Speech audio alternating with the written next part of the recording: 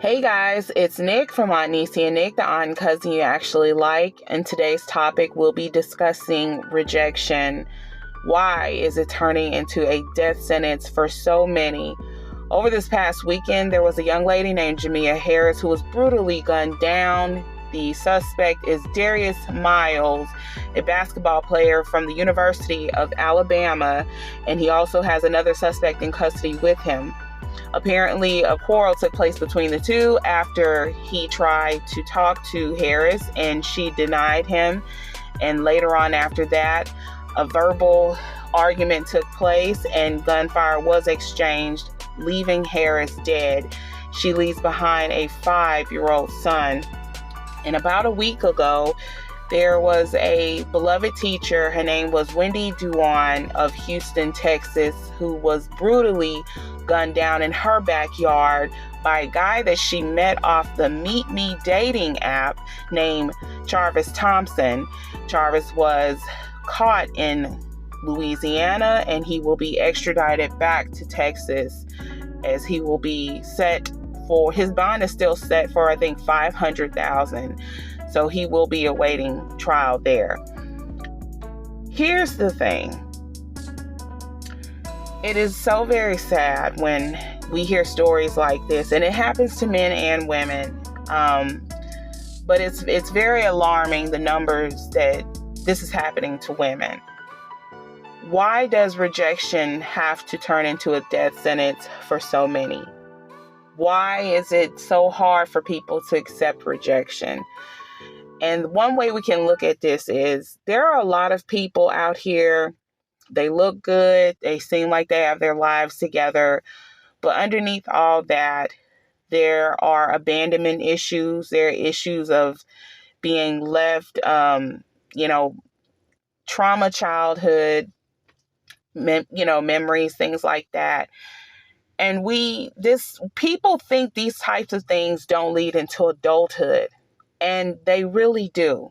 They really and truly do.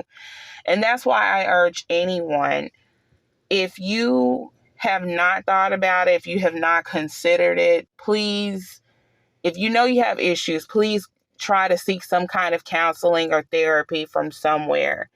Because when you don't deal with things internally, they're going to erupt externally. And you're going to lash out on other people.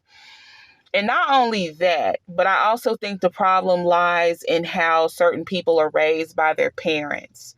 I think if a child is, be it boy or girl, if they're raised with a certain sense of entitlement, when they grow up and they get in the real world, they will not be able to handle rejection whatsoever. They're going to be thinking everything is supposed to go their way. And that is just such a bad way to bring a child up in the world. Not judging anyone's parenting, because a lot of parents didn't have a good childhood and they want their child to have the best of everything. And I can understand that. But raising children and just saying, oh, this is yours, this is yours. No, children need to learn the good and the bad. They need to learn the struggles and the hardship in life as well as the good so that they can have balance in their lives and they won't grow up with these issues. Because not being able to handle rejection is a bigger monster than some may think. Do you have people who, like I mentioned before, they went through a very traumatic childhood. Things were taken from them. Maybe they were, sexually abused or taken advantage of and never felt love, never felt any kind of love whatsoever. And, when they finally do come across something good, they don't know how to handle it. They don't know how to receive a healthy love. And all they can do is, be toxic and self-sabotage. And when the person who tried to love them can't take anymore, they're going to go after them because they don't want anyone else to have them. And it's dangerous because there are so many people developing that if I can't have you, no one can mindset. And our people are out here dying, you guys. This is such a serious thing. It is happening with so many people. I know people don't like to put their business out there. They don't like the thought of walking into a therapy session, but why would you not consider that, but you would consider risking it all and going to jail? Because that's what's going to happen if you get caught up in one of these situations. You're going to go to jail.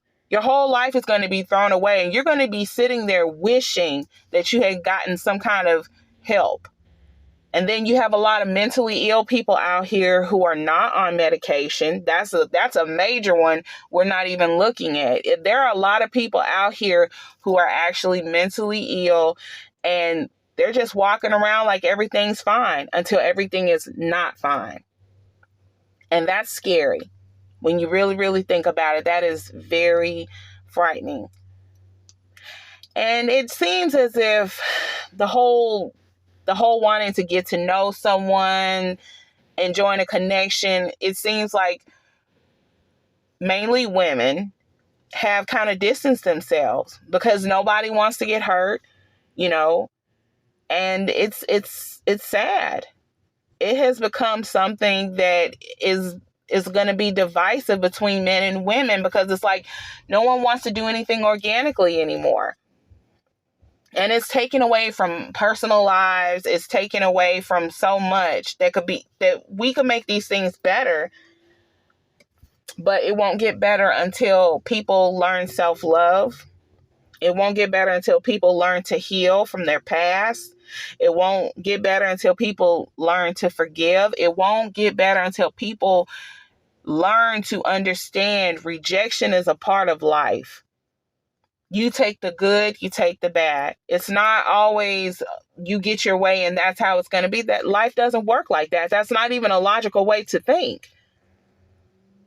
So this is just something that I wanted to touch bases on. This is happening a lot, and it is so scary, and it's so unfortunate when you see, especially young people, lose their lives behind something like this. This was absolutely senseless, and no one would think something as simple as going on a dating app, just wanting to meet people, and some people feel like they have to choose dating apps sometimes because, it's more convenient for their lifestyle. And I understand because, people have a lot to do in their lives.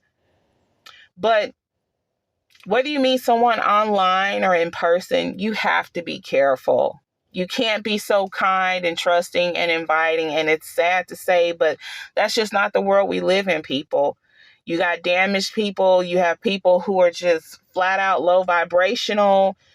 They're just out here. And you have to have a spirit of discernment when you're dealing with people because they'll take advantage.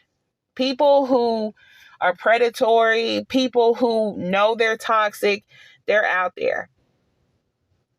And you have to be careful. And when you are out here and someone's making advances towards you to the best of your ability, please try to use your best of discernment just so you can stay alive. And it hurts me so to even have to say that because women, men, you have a choice. You can make the right choice. You can make the wrong choice, but you have a choice. And it's sad that we're living among people who are so quick to try to take your choices from you.